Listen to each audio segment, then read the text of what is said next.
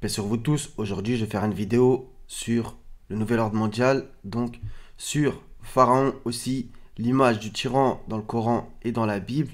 On va voir aussi du coup comment se comportent les peuples et qu'est-ce que les peuples méritent. Donc ça c'est un petit peu une question aussi que on n'a pas trop envie d'aborder puisque bien sûr on fait partie du peuple. Donc qui était Pharaon? Qu'est-ce qu'il avait fait comme espèce de nouvel ordre mondial à son époque?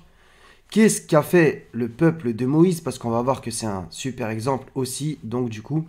Et on va voir aussi les croyants, comment ils sont sauvés. Et on va voir aussi le peuple en général.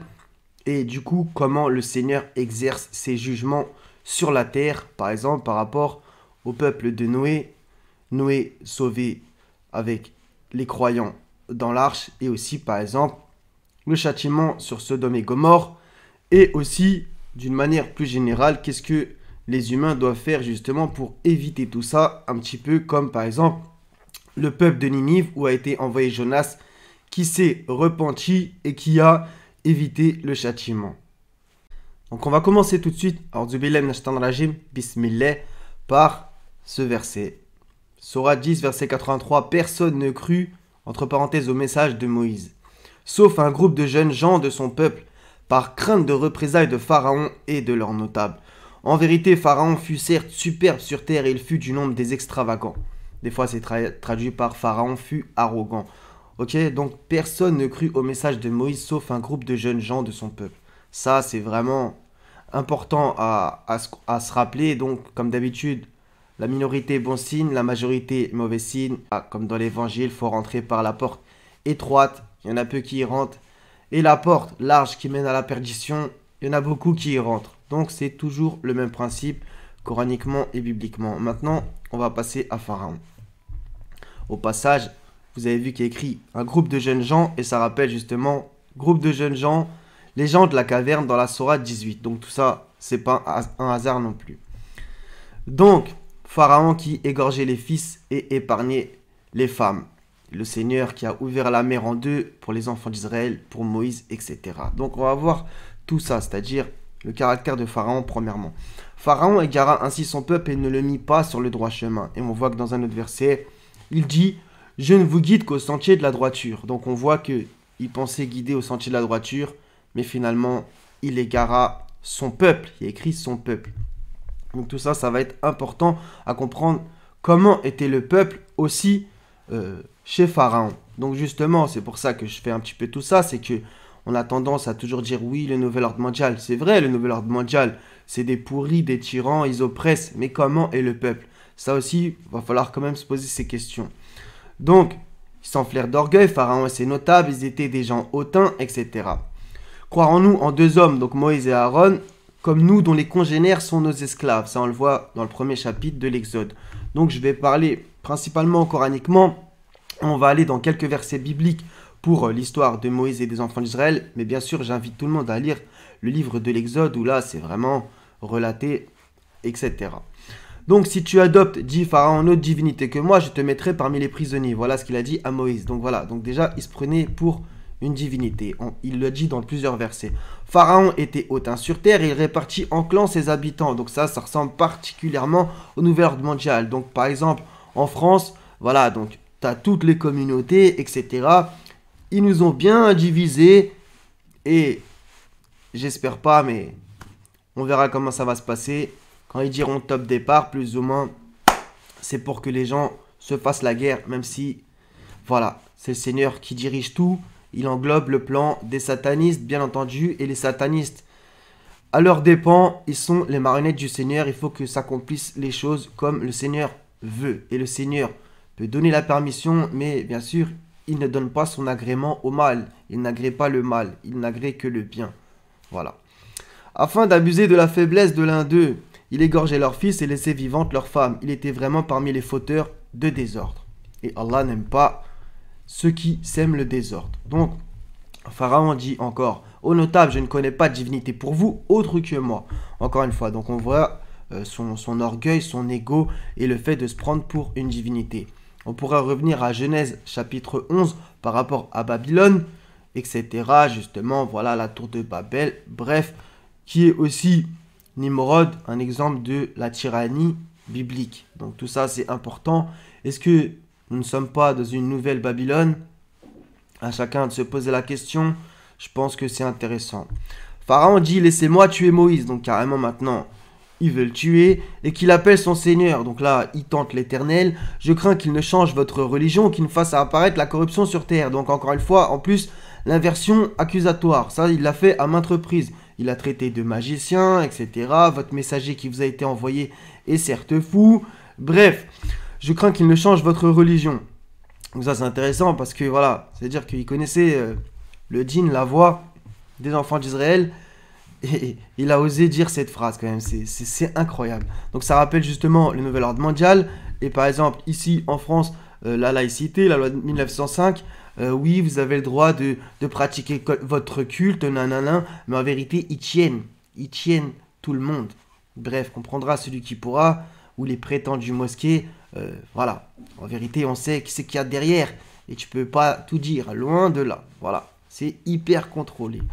Sourate 43, versets 51 à 54, c'est aussi, regardez ce qu'il a dit à son peuple. Encore une fois, à son peuple, hein. Ô mon peuple, le royaume de Misr, donc l'Égypte ne m'appartient-il pas ainsi que ces canaux qui coulent à mes pieds? N'observez-vous donc pas? Quand on lit aussi sa façon de parler, on voit qu'il était quand même aussi beau parleur. Il arrivait quand même à influencer les gens. Donc voilà, donc il s'enorgueillit de ses richesses et de sa puissance. Ne suis-je pas meilleur que ce misérable qui sait à peine s'exprimer en parlant de Moïse? Et ce qui est intéressant dans plein de dialogues entre Pharaon et Moïse et la façon de Pharaon de parler, c'est que par exemple Pharaon il reproche à Moïse, voilà, en gros de s'être retourné contre lui alors qu'il l'a accueilli quand il était enfant. Là il dit, ne suis-je pas meilleur que ce misérable qui sait à peine s'exprimer? Et Moïse dit, Seigneur, ouvre ma poitrine, dénoue un nœud dans ma langue afin qu'il comprenne mes paroles. Et on voit dans l'Exode que voilà, Moïse c'est pas quelqu'un qui savait vraiment parler. Et justement elle a dit dans le Coran, mande mon frère Aaron car il est plus éloquent que moi. Donc toujours Pharaon, il utilisait les choses contre toi, en fait. Il retournait toujours les choses contre toi. Et ça ressemble particulièrement au système aussi. Voilà, par le biais de ses médias, etc. Tout le temps, etc. Donc, ainsi chercha-t-il à étourdir son peuple, et ainsi lui obéirent-ils, car ils étaient des gens pervers. Donc là, carrément, vous voyez, donc le peuple n'était pas mieux, en vérité, dans un certain sens. Après, chacun... selon son grade, selon son degré, chacun acquiert ce qu'il s'est acquis. Mais ils étaient des gens pervers, ok? Il chercha à les étourdir, mais ça a marché aussi. Ils lui obéirent. Et ça rappelle justement le nouvel ordre mondial. Ils étourdissent, ils tyrannisent, ils hypnotisent, ils conditionnent, ils contrôlent. Bref, tous les trucs, on pourrait mettre 200 mots derrière. Mais il est écrit, car ils étaient des gens pervers. Ils obéirent. Voilà. Allah obéissait à Allah et obéissait aux messagers. Il n'a jamais demandé d'obéir à Pharaon. Et ça rappelle particulièrement ce qu'on vit en ce moment. Donc le gouv, ils disent, là faut faire ça, là faut faire ça, là tu dois fermer, là tu dois ouvrir, là c'est la liberté, là c'est pas la liberté, là c'est le couvre-feu, là il n'y a plus de couvre-feu. C'est pareil, c'est exactement pareil. Ils donnent des ordres outranciers. Comme il y a écrit, l'ordre de Pharaon n'avait rien de sensé. Voilà. Sourate 7, magnifique aussi, du 127 au 141. Je ne vais pas lire parce que ça serait très long, mais je vous incite bien entendu à lire. Et il y a plein de passages avec Moïse, de toute façon, il est ultra cité dans le Coran. Donc, Sourate 10, verset 83, c'est le verset que je vous ai cité tout à l'heure, sauf un groupe de jeunes gens de son peuple, voilà. Donc eux, ils étaient déterminés à suivre Moïse. Et on va voir justement un petit peu dans la Torah, qu'est-ce qu'ils ont fait aussi à Moïse aussi. Parce que c'est pas tout de le suivre, mais après, comment ça s'est passé.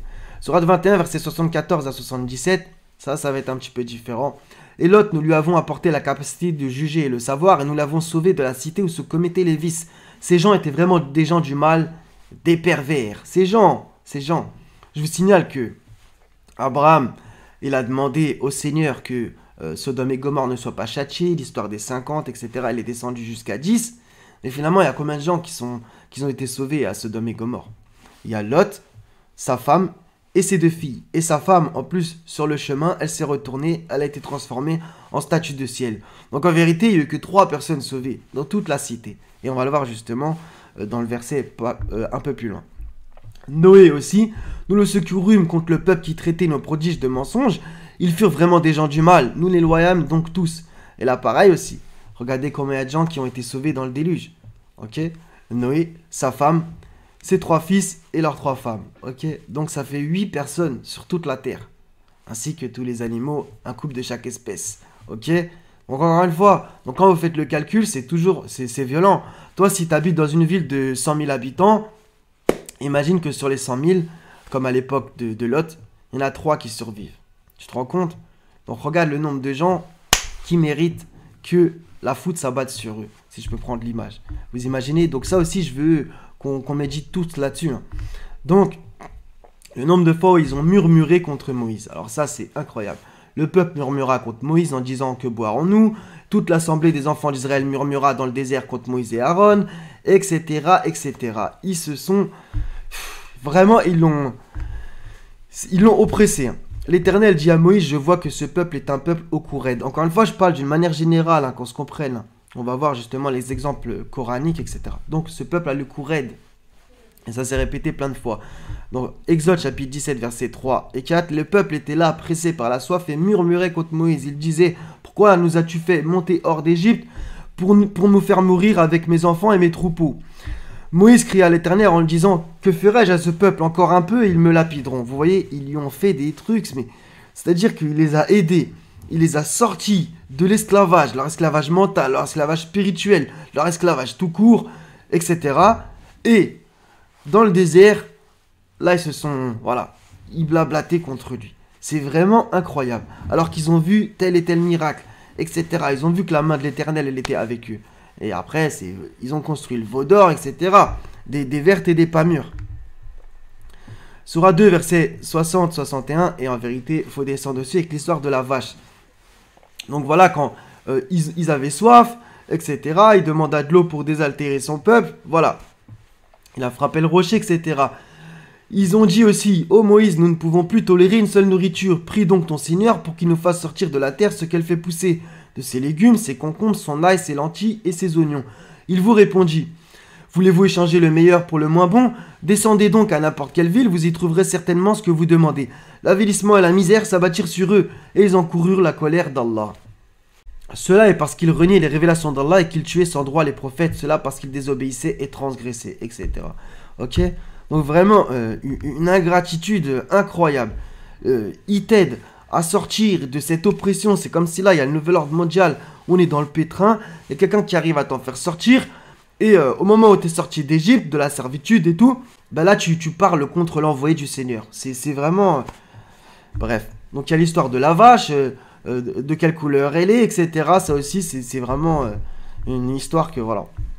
Demande aux enfants d'Israël combien de miracles évidents nous leur avons apportés, or quiconque altère le bienfait d'Allah après qu'il lui soit parvenu, alors Allah est vraiment dur en punition. Ok? Donc maintenant, on a un petit peu regardé donc Pharaon, comment il était, donc tyran, assassin, etc., désobéissant, transgresseur, rebelle, bref, il y a énormément de versets. On a vu le peuple, voilà, un peuple criminel, etc. D'ailleurs, j'ai oublié de citer ce passage. Ensuite, nous envoyâmes après eux Moïse et Aaron, munis de nos preuves à Pharaon et ses notables. Mais ces gens s'enflèrent d'orgueil, ils étaient un peuple criminel. Des fois, écrit, étaient des gens criminels, peuple, gens. Mais, Sourate 7, verset 133, encore une fois, ils s'enflèrent d'orgueil et demeurèrent un peuple criminel. Donc le peuple en Égypte, d'accord? On a vu les enfants d'Israël aussi. C'était vraiment pas facile pour Moïse. Donc voilà, donc résumé, Pharaon, le nouvel ordre mondial, voilà, il contrôlait les gens, il divisait les gens, etc. On a vu le peuple, c'était pas mieux. Par contre, on a vu que voilà, le Seigneur, encore une fois, il sauve qui il veut, il sauve les méritants. Là, on a vu, c'était le groupe de jeunes gens qui a cru au message de Moïse. Bref, comme d'habitude, les messagers, les envoyés du Seigneur, traités de menteurs, de possédés, bref, si on pourrait parler en mode 2022, il leur faisait toujours la hagra. Et il y avait toujours un tout petit peu de gens qui les suivaient. Ça, encore une fois, c'est une sunna du Seigneur. On va voir justement un petit peu après l'exemple. On va le voir tout de suite d'ailleurs. L'exemple de Jonas, c'est très très très rare. Si seulement il y avait à part le peuple de Younous, donc Jonas, une cité qui est crue et à qui sa croyance eut ensuite profité. Lorsqu'ils eurent cru, nous leur enlevâmes le châtiment d'ignominie dans la vie présente et leur donnâmes jouissance pour un certain temps. Donc lire le livre de Jonas qui fait 4 chapitres.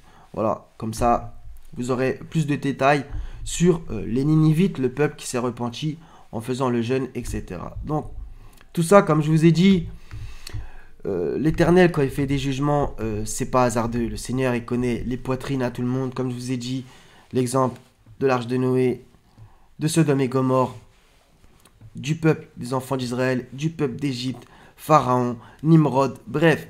Le Seigneur, il juge dans la globalité. Il est magnifique, il est fort, il est juge, il est juste, et voilà. Il sauve les méritants, et c'est totalement normal. Donc, Ésaïe, chapitre 3, verset 12. Mon peuple a pour oppresseur des enfants, et des femmes dominent sur lui. Mon peuple, ceux qui te conduisent t'égarent, et ils corrompent la voie dans laquelle tu marches. Ok. Donc là, on parle des dirigeants, mais on va voir le peuple comment il était. Ésaïe 9, 16. Ceux qui conduisent ce peuple l'égarent, et ceux qui se laissent conduire se perdent. Si un aveugle conduit un aveugle, ils tomberont tous les deux dans un trou. Aussi simple que ça. Donc si tu suis un mauvais berger... Malheur à la nation pécheresse, au peuple chargé d'iniquité, à la race des méchants, aux enfants corrompus. Ils ont abandonné l'Éternel, ils ont méprisé le Saint d'Israël, ils se sont retirés en arrière. Quel châtiment nouveau vous infligez quand vous multipliez vos révoltes. La tête entière est malade et tout le cœur est souffrant. Donc ça c'est quoi ça? La tête, on pourrait dire que c'est le pouvoir, le gouvernement et tout. Mais il y a écrit quoi? Tout le cœur est souffrant. De la plante du pied jusqu'à la tête, rien n'est en bon état. Donc ça, si le corps, si c'est le peuple, rien n'est en bon état. Ce ne sont que blessures, contusions et plaies vives qui n'ont été ni pansées, ni bandées, ni adoucies par l'huile. Votre pays est dévasté, vos villes sont consumées par le feu, des étrangers dévorent vos campagnes sous vos yeux, ils ravagent et détruisent comme des barbares. Voilà. C'est aussi simple que ça, hein. Donc ça, c'est... Par contre, Ésaïe chapitre 13, ça parle sur Babylone. Encore une fois, le livre d'Ésaïe, il faut recontextualiser. Mais les trucs super intéressants à comprendre par rapport au peuple. Et dans Ésaïe chapitre 1, c'est un chapitre extraordinaire. Je punirai le monde pour sa malice et les méchants pour leurs iniquités. Je ferai cesser l'orgueil des hautains et j'abattrai l'arrogance des tyrans. Je rendrai les hommes plus rares que leur faim, je les rendrai plus rares que l'or d'Ophir. C'est pourquoi j'ébranlerai les cieux, et la terre sera secouée sur sa base, par la colère de l'Éternel des armées au jour de son ardente fureur. Donc encore une fois, je vous dis, il faut recontextualiser, parce qu'au-dessus ça parle de le jour de l'Éternel arrive. Les étoiles des cieux et leurs astres ne feront plus briller leur lumière, le soleil s'obscurcira dès son lever, et la lune ne fera plus luire sa clarté. Des passages qu'on retrouve dans le Coran, d'ailleurs j'ai fait une vidéo là-dessus, je vous la mettrai dans la description ou à la fin. Voilà. Donc ça, c'est des passages importants. D'une manière plus générale, même si on va voir que c'est quand même dans un temps donné. Dans 2 Timothée, donc dans le Nouveau Testament, chapitre 3, versets 1 à 5.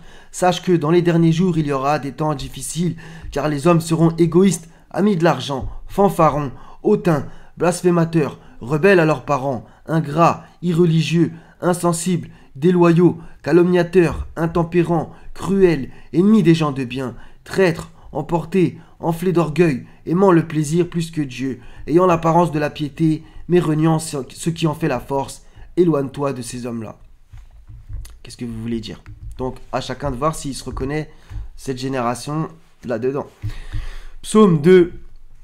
Pourquoi ce tumulte parmi les nations, ces vaines pensées parmi les peuples? Pourquoi les rois de la terre se soulèvent-ils et les princes se liguent-ils avec eux contre l'Éternel et contre son un? Donc ça, c'est David qui dit ça. Maintenant, il y a des choses intéressantes par rapport à l'onction et donc du coup à Jésus, que voilà, les nations détestent, même si hypocritement ils font semblant de l'aimer des fois, mais en vérité c'est contre lui que vraiment le monde est en guerre. Oui, parce que voilà, sa mission a changé la face de la terre. N'en déplaise à certains. Matthieu chapitre 20 verset 25. Jésus les appela et dit: vous savez que les chefs des nations les tyrannisent et que les grands les asservissent. Voilà. On va passer maintenant à un exemple encore une fois biblique et on va voir que coraniquement, c'est confirmé bien entendu. Genèse 6 verset 11. La terre était corrompue devant Dieu, la terre était pleine de violence. Donc ça c'est au temps de Noé. L'Éternel vit que la méchanceté des hommes était grande sur la terre et que toutes les pensées de leur cœur se portaient chaque jour uniquement vers le mal. Voilà. Mais Noé trouva grâce aux yeux de l'Éternel. Il marchait avec le Seigneur. Donc voilà un super exemple. Et Noé, c'est écrit justement dans la 53, versets 50 à 52.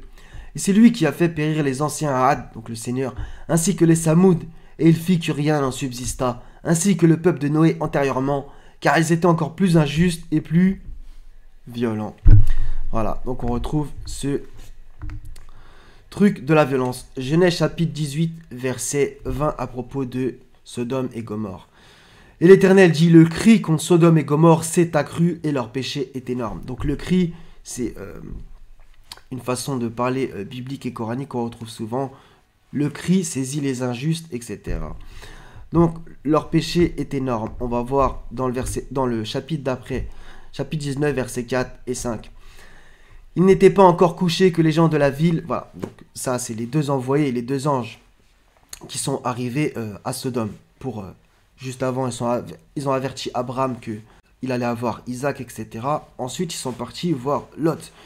Donc, ils arrivent dans la ville. Il n'était pas encore couché que les gens de la ville, les gens de Sodome, entourèrent la maison. Donc la maison de Lot, depuis les enfants jusqu'aux vieillards, toute la population était accourue. Alors ça c'est important. Depuis les enfants jusqu'aux vieillards, ils ont entouré la maison. Toute la population était accourue. Ils appelèrent Lot et lui dirent, où sont les hommes qui sont entrés chez toi cette nuit? Fais-les sortir vers nous pour que nous les connaissions. Donc ça, selon les traductions, ça varie. En gros, ça veut dire pour que nous couchions avec eux. Vous imaginez un peu la dinguerie. Des anges, ils arrivent et eux, ils veulent coucher avec eux. Donc voilà. Donc encore une fois, mérité. On voit ça justement dans Sourate 11, versets 77 à 83. Voilà, encore une fois. Donc le Seigneur a détruit la ville de fond en comble. Encore une fois. Donc encore une fois, les dirigeants, le peuple. Mais voilà, donc si tes dirigeants sont mauvais, bah c'est mérité dans un sens, parce que toi tu n'es pas forcément mieux. Voilà, encore une fois là, je parle d'une manière générale. Personne ne connaît les cœurs, personne ne sonde les cœurs, à part le Seigneur. Qu'on se comprenne. Il y a forcément des gens bien ici et là. C'est Dieu qui sait. Voilà. Autant que, justement, nous n'y trouvâmes qu'une seule maison de soumis. Ok? Sourate 51, verset 36. La seule maison de soumis. Au passage, c'est le mot musulman. Bref, on va rien dire. Donc, Lot, sa maison, c'était une maison de gens soumis. Mais stop, c'était la seule. Ok? Donc, encore une fois, faut bien réfléchir à tout ça. Donc, dans quel monde on vit, qui nous sommes, etc. Quel peuple, quel dirigeant, etc. Ok? On continue sur la 30, verset 41-42. La corruption est apparue sur la terre et dans la mer à cause de ce que les gens ont accompli de leurs propres mains, afin qu'Allah leur fasse goûter une partie de ce qu'ils ont œuvré. Peut-être reviendront-ils. Dis, parcourez la terre et regardez ce qu'il est advenu de ceux qui ont vécu avant. La plupart d'entre eux étaient des associateurs. Voilà. Donc c'est aussi simple que ça. Donc le nouvel ordre mondial, il est pourri, mais ce qui se passe sur Terre, c'est pas que de leur faute non plus, hein, qu'on se comprenne. Et justement, on est arrivé jusqu'à là parce que justement, le peuple a déconné. C'est aussi simple que ça. La France a été déchristianisée parce que il y avait des problèmes. Aussi simple que ça. Parce que ils ont déconné à un moment. Dans les pays dits musulmans, c'est comme ça, c'est le bordel aujourd'hui, parce que ça a déconné. Les enfants d'Israël, etc. C'est écrit dans la sourate 17 par exemple. Nous envoyâmes contre vous nos serviteurs doués d'une force redoutable. Voilà, tu déconnes avec le Seigneur, il peut t'emmener même tes ennemis, te détruire. Ça, c'est comme ça. Voilà. Donc, faut être droit avec lui. Et ça, c'est pour nous tous. Ok? Donc ça, c'est une évidence que les gens doivent comprendre aussi. Donc on peut pas être dans la pleurniche, ouin, le nouvel ordre mondial, il nous veut du mal, c'est que des méchants et nous, on est tous des justes. Non, je suis désolé. Si tu habites parmi le peuple, tu sais très bien que, voilà, c'est pas tout rose non plus, loin de là même. Ok? On continue dans ce style de verset. Sourate 11, versets 116 et 117. Si seulement il existait dans les générations d'avant vous des gens vertueux qui interdisent la corruption sur terre. Il n'y en avait qu'un petit nombre, encore une fois, le petit nombre, que nous sauvâmes, alors que les injustes persistaient dans le luxe dans lequel ils vivaient et ils étaient des criminels. On revient à cette notion de criminalité. Qu'on l'a vu justement, c'était un peuple criminel à propos du peuple de Pharaon. Ok, donc tout ça c'est important. Et ton Seigneur n'est point tel à détruire injustement des cités dont les habitants sont des réformateurs. Faut aussi appuyer là-dessus. Donc si tu veux la réforme, c'est-à-dire le bien pour le peuple, qu'on se réforme, qu'on se repente, qu'on fasse le bien, qu'on ordonne le convenable, qu'on interdise le blâmable, bref, ça fait partie d'une bonne réforme. C'est pas la mauvaise réforme du début de la Sourate al-Baqarah, ok, qu'on se comprenne. Donc voilà. Il n'est point tel à détruire injustement des cités dont les habitants sont des réformateurs. Donc si le peuple, il se laissait pas faire à propos du blabla virus, le coco 1,9, l'escroquerie généralisée dans tous les domaines, que il se battait pas juste pour du football, pour que ah ouais mais l'essence elle a pris 10 centimes, ouais mais moi j'ai envie d'acheter ma baguette, ouais mais moi je m'en fous tant que mon frigo est plein, moi mes enfants, bah voilà il leur arrive ceci cela, mais bon j'ai une vie, nanana nanana. Bref, encore une fois peut-être tu te sens visé, je suis désolé, mais il y en a marre aussi un petit peu que le peuple il se batte pour des futilités des fois et pour des choses grandes. Il y a plus grand monde, c'est ça le problème. Et donc c'est mérité, voilà, c'est mérité. Le Seigneur, il n'est pas injuste. Il t'arrive que des problèmes dans ta vie, faut se poser les questions avec ce que tu as fait avec tes propres mains. Voilà, c'est comme ça. Et ça fait mal un petit peu de se le dire, mais c'est comme ça. Hein.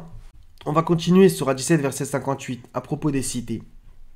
Il n'est point de cité que nous fassions périr avant le jour de la résurrection ou que nous nous punissions d'un dur châtiment. Cela est bien tracé dans l'écrit. Ok. 28, 58, 59. Et combien avons-nous fait périr de cités qui étaient ingrates? Et voilà qu'après eux, leurs demeures ne sont que très peu habitées, et c'est nous qui en fûmes l'héritier.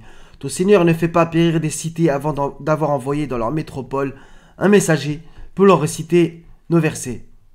Et nous ne faisons périr les cités que lorsque leurs habitants sont injustes. Vous voyez.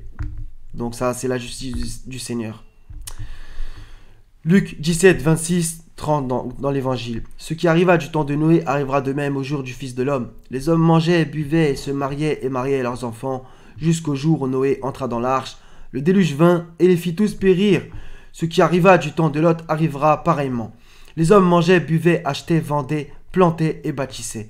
Mais le jour où Lot sortit de Sodome, une pluie de feu et de souffle tomba du ciel et les fit tous périr. Il en sera de même le jour où le Fils de l'homme paraîtra. Et on va terminer par ce verset, Sourate 13, verset 11. En vérité, Allah ne modifie point l'état d'un peuple tant que les individus ne modifient pas ce qui est en eux-mêmes. Et lorsqu'Allah veut un mal à un peuple, nul ne peut le repousser, non en dehors de lui, aucun protecteur. Voilà. Ça, c'est par ta mécréance, le fait que tu sois tourné vers des idoles, ta désobéissance, ton orgueil, ta criminalité, ta violence, bref, tous les mots que le Seigneur connaît, voilà. Et c'est mérité, le Seigneur, il est injuste envers personne, il est juste, voilà. Chacun est rétribué selon ce qu'il a acquis, que ce soit pour un cas personnel ou pour un cas d'une ville, d'un pays, du monde, le Seigneur, il fait comme il veut, voilà. Noé, Lot, on a vu, donc Noé, c'est plus général, Lot, c'est plus singulier, donc c'est plus particulier par rapport à une ville, etc. Ça peut être par rapport à des peuples, ça peut être par rapport à toi-même seulement, ça peut être par rapport à une famille. Bref, le Seigneur il fait comme il veut. Voilà. Donc, que les peuples se repentent, que le nouvel ordre mondial se repente, ou alors, de toute façon, il va tomber. Elle est tombée, Babylone la grande prostituée. Mais voilà. Donc, si justement, tout ce qu'on vit, ça ressemble, ou ça est ce qui est écrit dans le livre de l'Apocalypse, à chacun de se poser les questions. Voilà. Les gens, ils suivent la bête aussi. C'est ça le problème. Voilà. Et que le Seigneur nous préserve, vous bénisse, vous donne de la force, nous donne de la force à nous tous pour qu'on s'en sorte. Et voilà. Que sa volonté soit faite sur la terre comme au ciel. Donc soyez tous bénis les frères et sœurs. À la prochaine, Inch'Allah. Wassalamun ala al-mursalin. Walhamdulillahi rabbil alamin. La ilaha illa huwa al-azizul hakim. Prenez soin de vous. À la prochaine, Inch'Allah. Salam.